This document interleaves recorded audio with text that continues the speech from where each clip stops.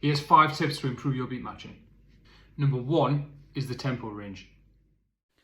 So the first thing I'm going to do is set both tracks off at what looks like 125 beats per minute, but the tempo range is set to 16%. So what you should see is the tracks are more likely to drift. Let's see what happens.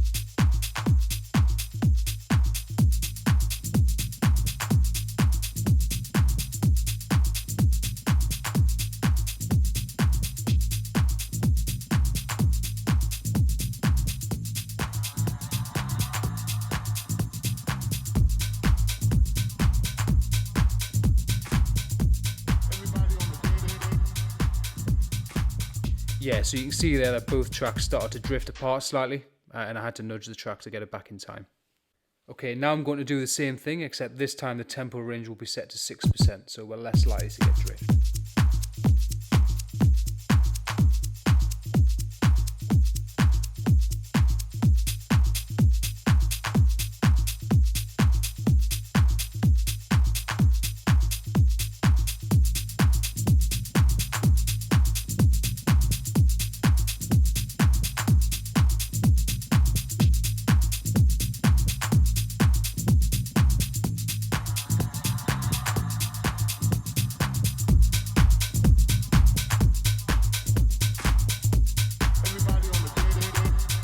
So the lesson here is make sure that for more precise beat matching, your tempo range is set to the minimum it can be.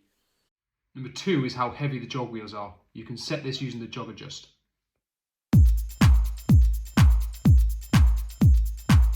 So you can see here when I set the jog adjust to be really heavy, the pitch or the speed is way harder to change using the jog wheel, whereas if I set it to be really light, you can see that I've got a lot less control over that pitch bend. So make sure this is set to a level that you feel comfortable with. For me, that's about 1 or 2 o'clock on the dial.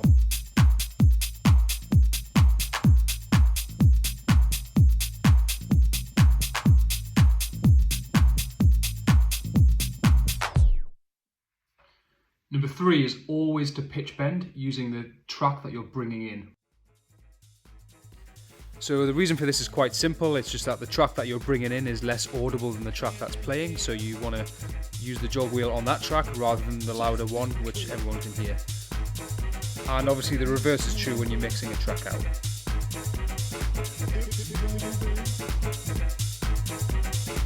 Hands in the air, just didn't care. Beats moving, hips moving, hands in the air, just didn't care.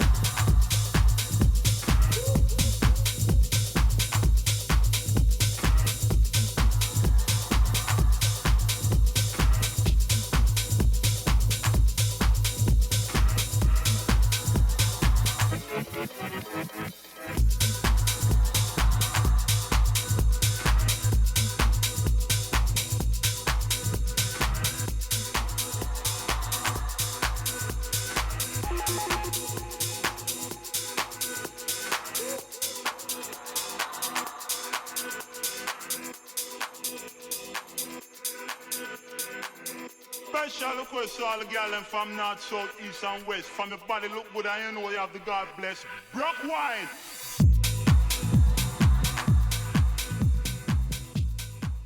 Number 4 is how much to nudge the jog wheel. So when nudging the jog wheel, make sure to do it precisely. So imagine you're moving around a clock face, do it at 2 or 3 hours at a time, not 7 or 8 hours, because you'll be less precise and it'll be harder to beat match.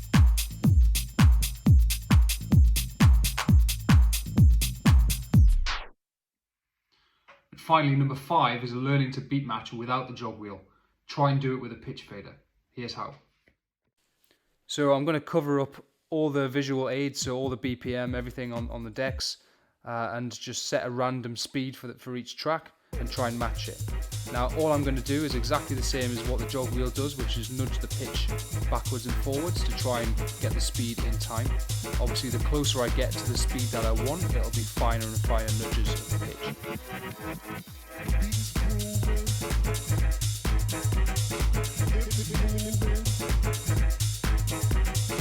Hands in the air,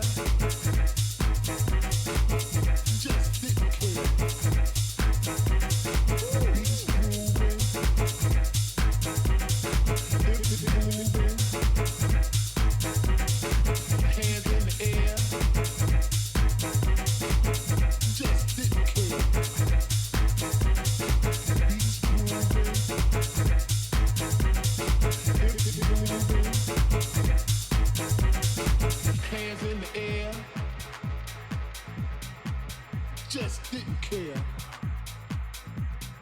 Beats grooving. So I got to 126.7 and 126.9, which is pretty close. Yeah, this is a great exercise just to get your head around how beat matching works without using the jog wheels. If you ever needed to do it on vinyl, then you'll be set up ready to go.